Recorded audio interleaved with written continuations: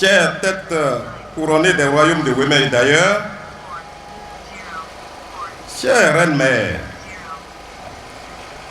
chers patriarches gardiens de nos traditions endogènes, chers dignitaires des cultes endogènes de la vallée de l'Ouémé,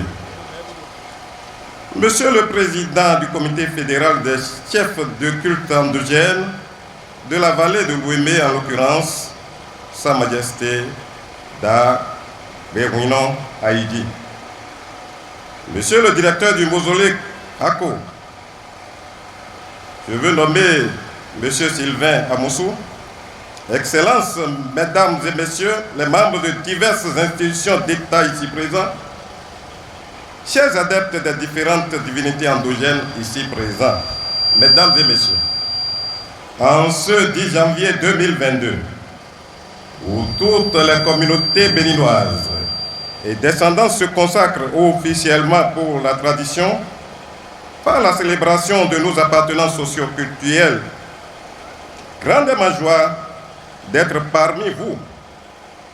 et de vous voir réunis si nombreux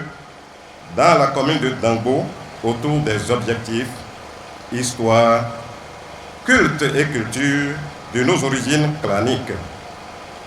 Loin d'être une journée festive dans l'existence d'une nation, je la trouve très magnifique, magnétique et hautement thérapeutique à cause de son rayonnement culturel, identitaire, culturel et surtout à cause de son rayonnement berceur et mystique. Une telle journée a le mérite d'exister plusieurs fois dans le calendrier de la nation béninoise. Et c'est déjà un succès lorsqu'on reconnaît que la politique de l'actuel gouvernement se repose avant tout sur la valorisation de nos patrimoines culturels à travers les nombreux investissements qui se matérialisent vivement avec une défense fiévreuse de soi pour un progrès classique de l'industrie touristique au Bénin. La journée du 10 janvier, destinée officiellement pour la célébration des cultes vaudous au Bénin, est tout comme une machine d'impression, empreinte digitale ou carrément un lecteur d'identité particulièrement propre à notre nation au regard du monde entier. Autrement dit, sans le vaudou, plus rien ne définit mieux l'identité particulière et précieuse du Bénin à l'échelle mondiale. C'est ce qu'a compris d'ailleurs le président de la République, son Excellence, Patrice Guillaume Athanas Talon, en renforçant les chances d'attraction du vaudou par la mise en œuvre d'une politique de restitution des patrimoines culturels béninois spoliés par les esclavages et la colonisation. La vallée de l'Ouémé, qui est la deuxième la plus grande après le Nil, a été le berceau de plusieurs traditions culturelles et cultuelles, parmi lesquelles le vaudou occupe le premier rang. Elle demeure jusqu'à nos jours la région d'accueil des 3/4 des peuples traditionnels éparpillés sur le sol béninois et dans le monde à cause de son passé historique très agité. Ici, c'est le berceau des Hounou, Ayonou et celui des Kénou. Il ne manque qu'une présence équitable des Adjanou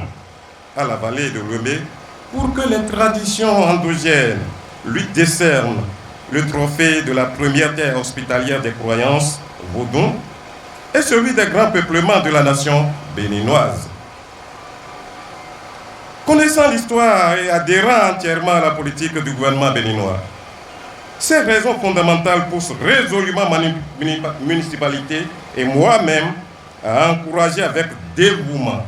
les comités d'organisation de cette édition de la journée du 10 janvier 2022